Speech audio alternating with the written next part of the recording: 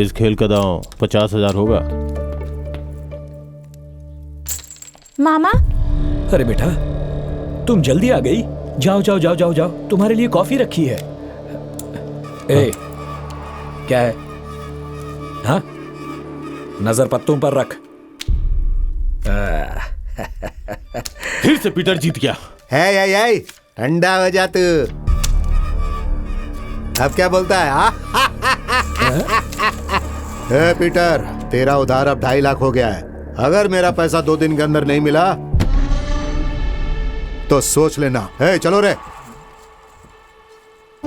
Peter, ये सब तुम क्या कर रहे हो? तुम्हारे पास फूटी कौड़ी तक नहीं बची और तुम उन लोगों के साथ जुआ खेलते हो। अगर तुमने पैसे वापस नहीं किया तो वे तुम्हें मार डालेंगे। कमलेश भाई के साथ उन्होंने क्या किया, तुम भूल गए क्या?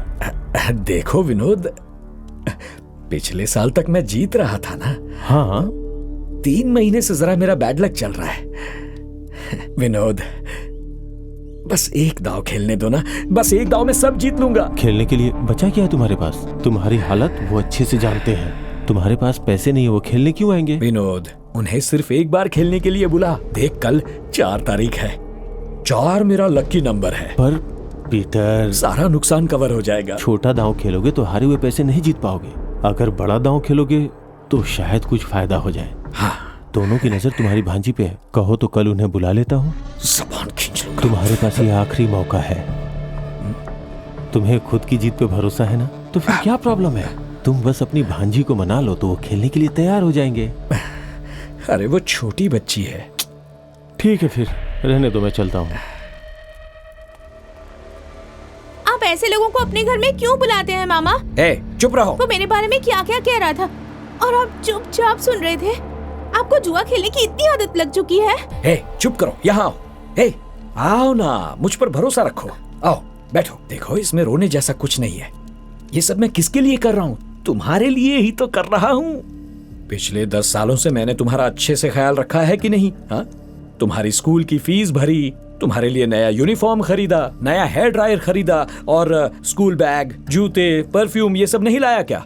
लेकिन पिछले 3 महीनों से मेरा बैड लक चल रहा है। 1 महीने आप मेरा अच्छे से ख्याल रखते हैं, अच्छी अच्छी चीजें लाते हैं, लेकिन अगले ही महीने मेरी स्कूल की फीस भी नहीं दे पाते। मामा, ऐसा मत कीजिए। आपकी इस जुए की आदत से अब मुझे डर लगने लगा है। डरने की कोई बात नहीं। तुम तो अब लोगों की तरह बोलने लगी हो। ये सिर्फ एक खेल है। It's mathematics. जिसे मैथमेटिक्स समझ में आता है वही जीतता है, और जिसे मैथमेटिक्स समझ में नहीं आता वो लोग इसे जुआ कहते हैं। देखो ना, अभी अभी हमने जो गेम खेला था ना अभी यहाँ पर, इसमें अगर ये वाला पत्ता नहीं निकलता तो पता है क्या होता है? सारा पैसा मैं जीत जाता, फिर तुम्हें राजकुमारी की तरह रखता। हाँ, पर कल मैं ही जीतूंगा कल। हाँ, देख लेना। अब तो वो लोग घर पर ही जुआ खेलने लग गए। तुम अपनी क्लास में जाओ, ये मुझ पर छोड़ दो। मुझे घर जाने से बहुत डर लगता है राजीव। मत रो अनीशा। देखिए ना मामा, मैंने सारा घर साफ करके रख। क्या हुआ मामा? तुम्हारे मामा का बहुत बुरा वक्त चल रहा है बेटा। 52 पत्तों में से जो एक पत्ता मैं नहीं चाहता था, वही पत्ता बार बार आ रहा था। बस एक बार अपने मामा की जान बचा लो बेटा। पीटर, क्या कर रहे हो तुम? इतना इमोशनल क्यों हो रहे हो? ये कोई छोटी बच्ची है क्या? हाँ, जाओ यहाँ से, जाओ। मुझे माफ कर दे। दरवाजा बंद कर दे। घबराओ नहीं अनीशा। अरे कुछ नहीं होगा। प्लीज दूर हटिए मुझसे। देख तो कौन है। छोड़ दो मुझे। कौन है तू? अनीशा है क्या? मैं उसे ले जाने आया हूँ। क्या कहा? ले जाने आया है? तू कौन होता है? अरे शांत हो जाओ। प्लीज मुझे हाथ हट जाओ। कौन है तू? हाथ लगा उसे। क्या बोला? हाथ लगा के दिखा, छू कर दिखा।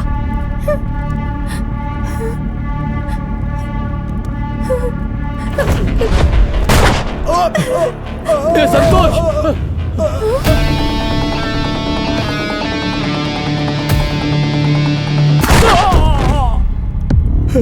मैं इसे पैसे देकर तुम्हें यहाँ से ले जाने के लिए आया था, लेकिन तुम्हारे अंकल ने सारी हदें पार। क्या कर रहा है? बताओ निशा, मार डालू क्या इसे? मैंने तुम्हारे लिए क्या कुछ नहीं किया। जरा सोच के देख। लड़के, मार डालू इसे। मैंने ही इसे पाल पोस कर बड़ा किया है। वो तो मेरा बैड लक चल रहा था ना, इसलिए मैंने इसे दांव पर लगा दिया। अब जब मैं जीत जाऊंगा मैं इसका ख्याल रखूंगा। तुम नहीं रखोगे? बताओ इसे बेटा। बेटा नहीं ऐसा मत करना। देखो। इसके बाद हम मुंबई आ गए, वहाँ से कोलकाता और फिर दुबई। हमने बहुत सारा पैसा कमाया। तुमने न्यूज़ में उन चोरियों और मर्डर्स के बारे में सुना भी होगा। उनमें से काफी मर्डर्स में हमारा ही हाथ था, लेकिन कुछ समय बाद हमने ये सब कुछ बंद कर दिया और एक नई जिंदगी की शुरुआत की। क्या कर रहे हो? Stop it. बैठो। हमें एक बड़ा असाइनमेंट मिला है, बहुत बड़ा असाइनमेंट। अनीशा, इसके बारे में हम बात कर चुके हैं। जिस दिन मुझे पता चला कि तुम माँ बनने वाली हो, मैंने ये सब छोड़ने का फैसला किया था। देखो, इतने सालों से मुझे एक अच्छी जिंदगी देने के लिए तुमने कितनी मेहनत की है। बस एक आखिरी बार सोचो कि तुम ये अंकिता के लिए कर रहे हो। ये मैं आशीष के लिए करूंगा। ये सिंगापुर वाला मिशन राजीव का आखिरी मिशन है, लेकिन ये उसकी पहली नाकामयाबी भी है। जब से उसे पता चला है कि तुम उसके पीछे हो, तब से वो तुम्हें खत्म करने के बारे में सोच रहा है। और अब तो तुम मुझे भी चाकू दिखाकर धमका रहे हो। मैं तुम्हें चोट नहीं पहुंचाऊंगा। मुझे तो बस यही जानना था कि राजीव तुम्हारे लिए किस हद तक जा सकता है।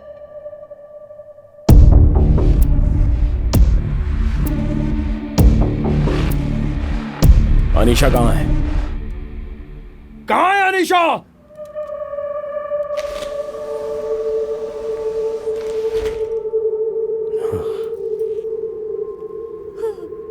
देख शिवा, अनीशा को छोड़ दे, वरना बहुत पछताएगा तू। बाहर आ जा। तुम्हारी नजर मेरी रानी पर है। अब तुम चाल चलो। देखो शिवा, कितनी भी कोशिश कर लो मेरी रानी को छू नहीं पाओगे। पहले पिंकी को छोड़ दे।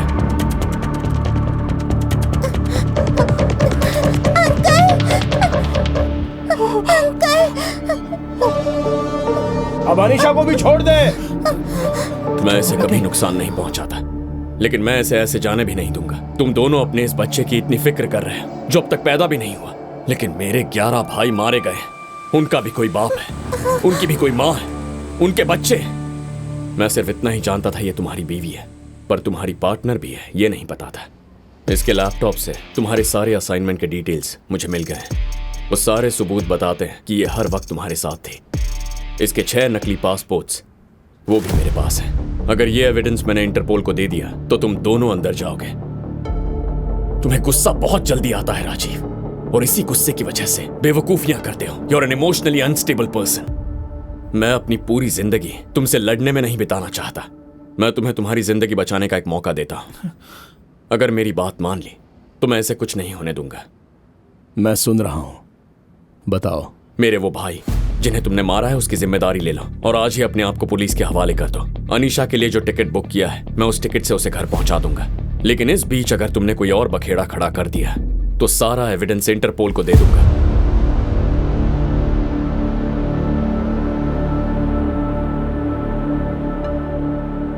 अनीशा को यहां से सेफली बाहर निकालना तुम्हारी जिम्मेदारी। I promise. जाने से पहले क्या मैं मेरी बीवी से बात कर सकता हूं?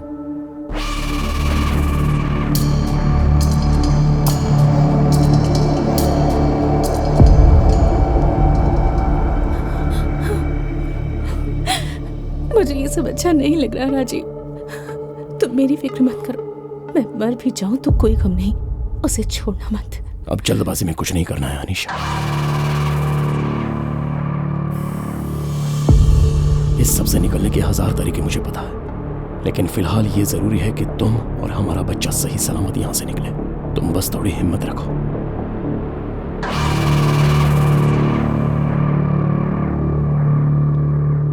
अंकिता के लिए तुम्हें ये करना होगा।